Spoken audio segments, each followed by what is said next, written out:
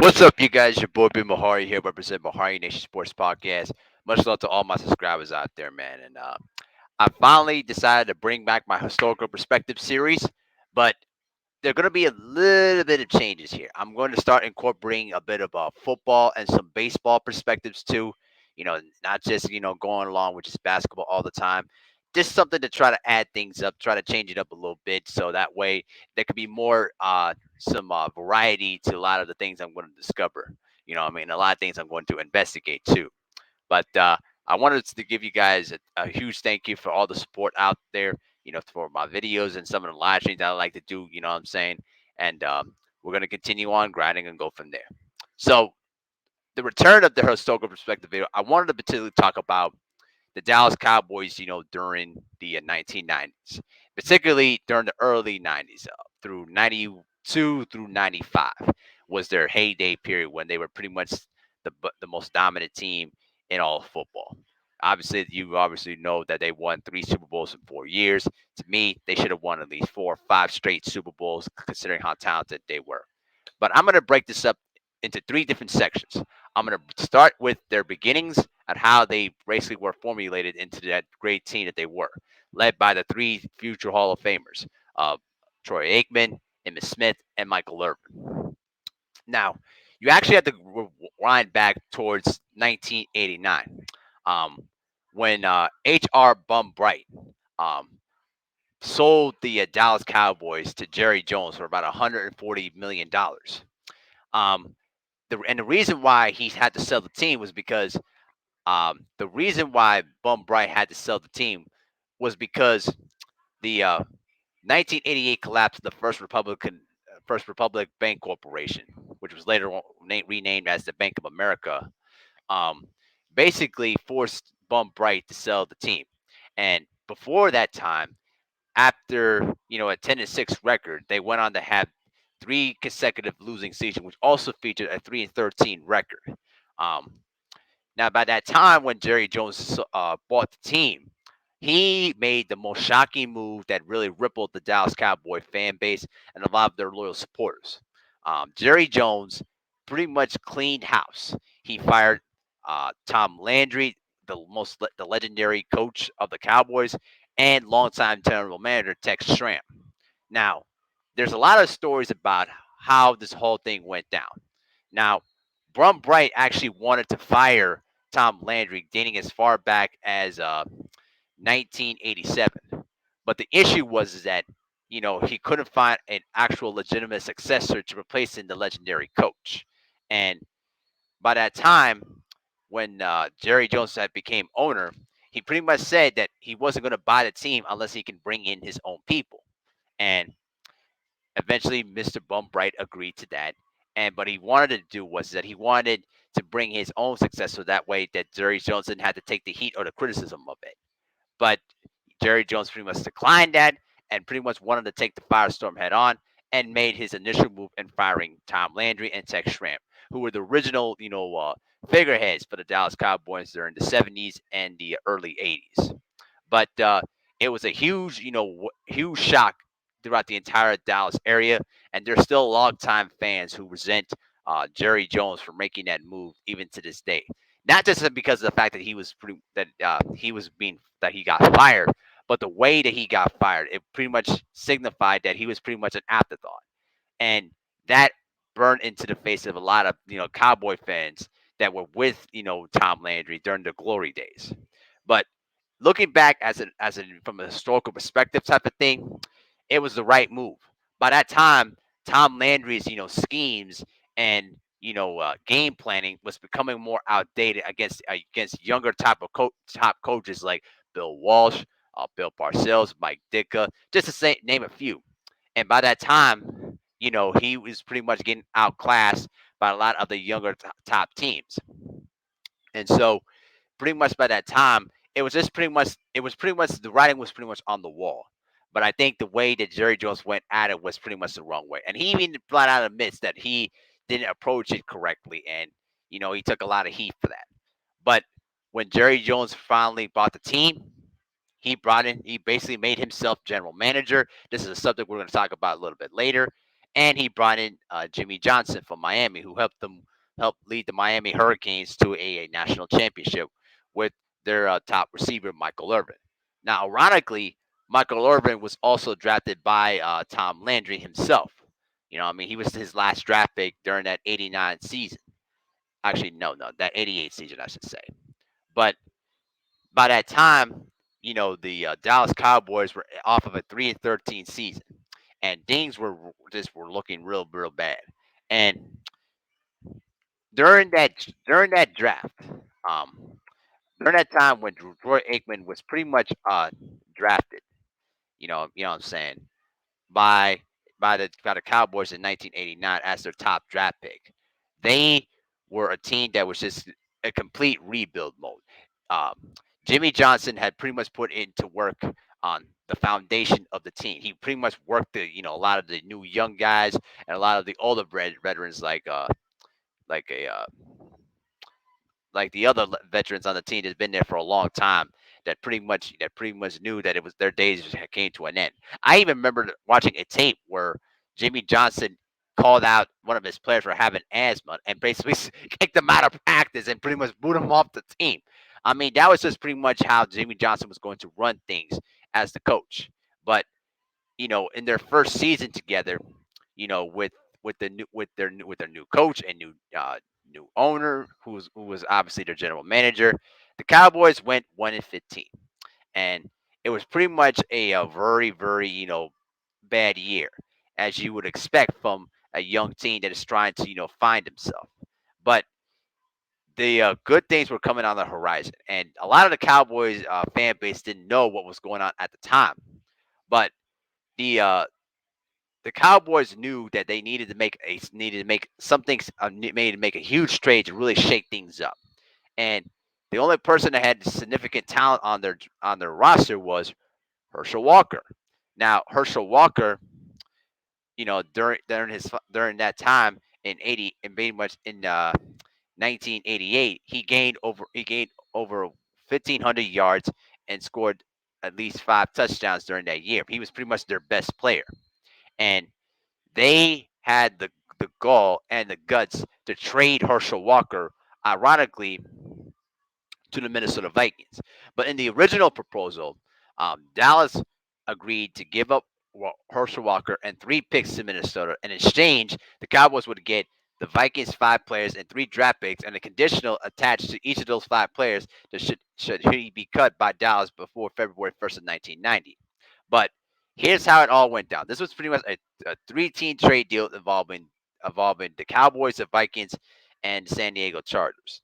So the Cowboys pretty much, received linebacker Jesse Solomon, linebacker David Howard, cornerback Isaac Holt, defensive end Alex Stewart, and then Minnesota's first and second round and sixth round picks in 1990. Then Minnesota's first, second round picks in 1991, and the conditional cutting off of Solomon and Howard, and then Minnesota's first round pick in 1992, and also Minnesota's second round pick in 1992 and the third round pick in 1992 as well. While the Vikings received Herschel Walker and Dallas' third round pick, San Diego's fifth round pick, and Dallas' 10th round pick in 1990, along with Dallas' third round pick in 91. While the San Diego Chargers only received running back Darren Nelson. Now, when that trade was initially made, you look back at it and you think, boy, they were geniuses at it. But at the time, the trade was not well received by many of the fans and even the media at that, because they felt like that this is them trying to drain out the talent of the team, that they were pretty much trying to sell themselves out. But what Jerry Jones and Jimmy Johnson saw was that the value of having those draft picks was key into building that kind of team. And when Dallas had Minnesota's picks, they were able to use those picks to make trades with other teams around the NFL to pretty much use them to find the talent that was necessary on the board in the draft. Now you look back at that time, the picks acquired by that time. Minnesota's first round pick in 1990, used as a part of deal with the Pittsburgh to move up from the 21st to the 17th overall pick in 1990. That 17th overall pick in 1990 was used for Hall of Famer and the number one all-time leading rusher in NFL history, Emmett Smith. Yep, that one pick, that Minnesota gave to Dallas, they used it to trade it to Pittsburgh for Emmett Smith. Brilliant move. Then the second round pick in 1990 is used as part of a deal for the San Francisco's third round pick in 1990. Then they would use that pick. Then San Francisco's third round pick was also used as a deal above them to move for the number 17 overall pick. Minnesota's sixth round pick in 1990 was used as part of a deal for the Los Angeles Rams to acquire defensive back Stan Samagala. I don't know how you say it right. But next year, Minnesota's first round pick in 1981 used it as part of a deal to get the number one pick in the 1991 draft of New England Patriots. With the first overall pick, they selected defensive tackle Russell Maryland. And I'm gonna skip over to 1992 when they used Minnesota's first round pick. When they used it with New England to get the first and second round picks, 19th and 37th overall. The 19th overall pick was used to select cornerback Darren Smith, and the 37th overall pick was also used to draft Darren Woodson. Yep. So pretty much they used the draft picks on several key guys that were pretty much the fabric of that championship team. And Minnesota, what they were able to use with those picks, they used a third round pick on a tight end named Mike Jones, San Diego's fifth round pick in 1990 on wide receiver Reggie Thornton, Dallas's 10th round pick with wide receiver Pat Newman, and Dallas's third round pick in 1991 on wide receiver Jake Reed. I like Jake Reed, but he was nowhere near the value that they were being drafted with. But also during those same years in 1991, they also made the huge trade in getting Charles Haley from the from the San Francisco 49ers. Now, say what you want to say about Charles Haley. Yeah, he was crazy, but that man was one of the most dominant defensive players of his time. All right, that guy was pretty much the difference maker in those San Francisco championship teams. You know what I'm saying? When he came in, you know what I'm saying? The guy was pretty much a beast. I'll just leave it at that. But by that time in 1992, his temperament and his mental issues were becoming too much of an issue for the San Francisco 49ers, and they pretty much traded him to the Dallas Cowboys for a second round pick and a third round pick. And so that trade pretty much set the Cowboys up for future success. Now, before the Charles Haley trade in 1991, the Dallas Cowboys went on and improved. They went to do a 7-9 record. Then they went 10-6 and won a playoff game in 1991 before losing to Detroit. Then you bring in the Charles Haley trade, and then after that, that one trade pretty much made the difference in making the Dallas Cowboys team into a legitimate defensive juggernaut because the offense was there. They had the three young triplets on their side of the ball on offense. They needed a defensive force that makes the opposition respect them, and Charles Haley brought that immediately when he moved from right defensive end in the Cowboys to 4-3 defense. You know what I'm saying? And he was the main difference. The Dallas Cowboys immediately turned things around. They went 13-3 and went on to win their first of back-to-back Super Bowls. But now I'm going to get into the key moment of that team. The key factor of that team was the Great Wall of Dallas, and I'm talking about that that dominant offensive line that pretty much protected Troy Aikman and helped lead Emmitt Smith to you know the most rushing yards of any running back in NFL history. And those guys on the offensive line were named as such. Let me give you the names real quick. All right. Here was the offensive line for the Dallas Cowboys, which they call the Great Wall of Dallas. Center Mark Stopnoski, Nate Newton, Eric Williams, Mark Tuene, and also Kevin Gogan. All right. And then a few seasons later, what I mean, a few seasons later, it was the great Larry Allen during that 1995 season. All right. But that offensive line, none of those guys are in the Hall of Fame. But when they were put together, they were pretty much a dominant offensive line that no defensive line wanted to face. All right. The sad part about Eric Williams to me was Eric Williams should have been a Hall of Famer, but I'm gonna get into his issues a little bit later. But they went 13-3 in 1992. You know what I'm saying?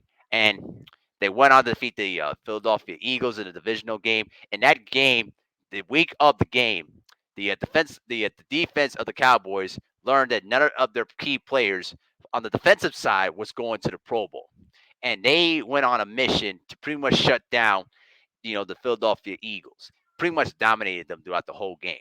Then they went into Candlestick Park and defeated the San Francisco 49ers in the NFC Championship game to punch their ticket to the Super Bowl.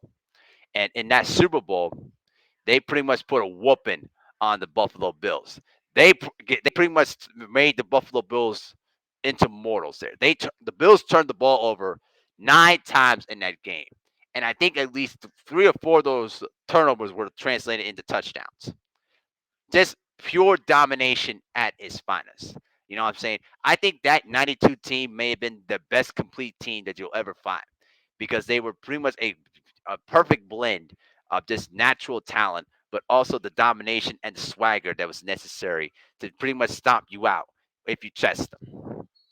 So they went on to win that championship over the Buffalo Bills 52-17 in one of the worst beatdowns that you'll ever see. But I wanted to rewind back a little bit because now we're getting into the middle portion of things. Now, Emmitt Smith by that time was already one of the top rushers in the NFL, and his original contract had finally expired. Now, he was seeking a new contract, but he wasn't getting one because, by that time, Jerry Jones didn't want to pay him the necessary money to pretty much, give him the necessary money that he deserved as the best running back in the NFL. And in the previous year, he won the rushing title when he gained over 1,700 yards. And so he pretty much missed out all of training camp and missed the first 2 regular season games, in which both of those games the Cowboys lost, and which Derek Lassie was a rookie running back was running in his place. And after they lost to the Buffalo Bills in week 2, Charles Haley pretty much in frustration threw his helmet towards the wall and nearly hit Jerry Jones right in the face. That pretty much explained how bad things were getting. And with the pressure mounting and with the season and their glimpse of a championship hanging in the balance, Jerry Jones lamented and gave him the max contract that he should have signed to Emmitt Smith in the first place. But after he came back in week 3, Smith went back on track for rushing over 1,400 yards and scoring 9 touchdowns. But to me, the most defining moment game of his career by far was in the final regular season game against the New York Giants when they were looking to seek a first round bye in the playoffs. Um, in that second quarter of play, Smith suffered a dislocated shoulder. It was a first degree shoulder separation, but he pretty much first finished the entire game rushing over 229 yards and pretty much was a key critical man in the key that played a huge role in the Cowboys 16-13 win that's pretty much secured them a first round bye, you know what I'm saying, and home field advantage throughout the playoffs. And pretty much they went on to win back-to-back Super Bowls by defeating the Eagles and defeating the Packers, and then defeating the 49ers again for the second straight season, and then whomping down on the Bills again in Super Bowl 28 to win back-to-back Super Bowls. Now I'm going to get into the breakup portion of things. See, this team that I'm talking to you about, this team should have won at least 4 straight Super Bowls. All right, but here's what was going on during that time. Jerry Jones and Jimmy Johnson were pretty much 2 high-strung egos that wanted credit in the worst kind of way. All right. Now, if you rewind back towards the 1992 season, it was a season finale after they already beaten up on the Chicago Bears. Normally, Jimmy Johnson and Jerry Jones, you know, uh, would basically, I'm sorry, Jimmy Johnson would have his normal speech with the guys, at the end of each game. But at the end of that meeting, Jerry Jones brought in a very unique special guest. I forgot who he was though, but you know Jimmy Johnson was in the middle of giving his speech to the guys until Jerry Jones kind of budged in, and that's when Jimmy Johnson and Jerry Jones had to went into the back, I guess in the owner's box or whatever, and they two butted heads. And looking back on that, that was one of the first signs in the crack that was formulated between those two guys. They could not salvage the relation. Now, keep in mind, they were former teammates when they were playing together in Arkansas. You know what I'm saying? And they were considered friends. But after that little incident is when the crack started to formulate. Now things were pretty much was going spiraling out of control because the thing that really irritated the hell out of me when it came to Jerry Jones was that he always wanted to be the face of the team. When people pretty much knew that Jerry Jones could never be the face of the team because he was a guy that fired Jack Stram and Tom Landry, but he wasn't a guy that wasn't out there playing on the field or coaching the team. And so after during that '93 season when things were spiraling out of control with that team, you know Jimmy Johnson was the key guy that kept everybody disciplined and kept everyone in check. Because trust me, if during that time, a lot of the players would basically go out and have a good time, what I'm saying, and do all the crazy stuff that young people would do. But a lot of them, went into the clubs and got into the bad type of people and get themselves in trouble over it. But you know, the thing that was so special about Jimmy Johnson was that he maintained a certain discipline, but showed an extreme amount of care to his players, and that was the key thing. And I felt that it really gave a lot of respect to Jimmy Johnson. But unfortunately, you know, Jimmy Johnson, and Jerry Jones could not see eye to eye together, and after they won their second straight Super Bowl, what I mean, those two guys could not stay together for one another. And when they were toasting together during an owners meeting, and when Jimmy Johnson refused to toast with Jerry Jones and the rest of the coaching staff, that's when Jerry Jones went on his kind of just like a how can I put this? A rich boy tantrum went into the several sports writer who was working for the Dallas Morning News and pretty much said the infamous quote that even a thousand coaches could lead to a Super Bowl with that kind of talent. I'm kind of paraphrasing, but yeah, it was pretty much that moment that's pretty much sealed Jimmy Johnson's fate. And before the start of the '94 season, Jimmy Johnson and Jerry Stone decided to mutually part ways, which led to the acquired coach of Barry Switzer. I like Barry Switzer, but trust me, Barry Switzer was not the right guy for that team. Considering the fact that that Switzer and Aikman did not get along with each other during their days in Oklahoma, it was going to create a rift between those two men. But because of the fact that they were still one of the most talented teams, they still went 12-4. But they fell behind against the vastly improved San Francisco 49ers that were on a mission that year to avenge the two losses against the Cowboys, and pretty much won the NFC Championship game and went on to win their Super Bowl. But before that '94 season, remember, All Pro guard Eric Williams got into a horrific car accident that pretty much derailed his career. Um, Looking back on that time, you know, Eric Williams suffered that horrific car accident, and he was one of the only few guys that stood up to Reggie White and held his own against him. But before that, he had that infamous car accident, which he pretty much injured his right knee, broke his rib, tore his ligaments in his thumb, and suffered face laceration that required plastic surgery. And it was pretty much indicated that the knee was pretty much torn from the medial collateral and the post anterior cruciate and a torn muscle in that right knee. And I remember watching a football life in regards to that Great Wall of Dallas. And Michael Orban talked about how if Eric Williams didn't get into his car accident, he's in the Hall of Fame 5 years after he retires.